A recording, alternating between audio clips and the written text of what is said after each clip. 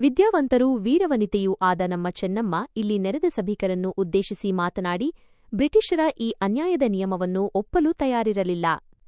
Doctrine of lapse ಎಂಬ ನೀತಿಯು ಕೇವಲ ದಬ್ಬಾಳಿಕೆಯ ತಂತ್ರ ಎಂದು ಅವಳು ಅರಿತಳು. ಕಿತ್ತೂರು ರಾಜ್ಯವು ಎಂದಿಗೂ ಬ್ರಿಟಿಷರ ಅಧೀನಕ್ಕೆ ಹೋಗಬಾರದು ಎಂಬುದು ಅವಳ ದೃಢ ನಿಲುವಾಗಿತ್ತು. ಅನ್ಯಾಯದ ವಿರುದ್ಧ ಸಿಡಿದೆದ್ದ ಸಿಂಹಿಣಿ ಚೆನ್ನಮ್ಮ ತಮ್ಮ ದತ್ತುಪುತ್ರ ಶಿವಲಿಂಗರುದ್ರ ಸರ್ಜನಿಗೆ ಪಟ್ಟಾಭಿಷೇಕ ಮಾಡಿ ಬ್ರಿಟಿಷರ ಆದೇಶವನ್ನು ಧಿಕ್ಕರಿಸಿದರು.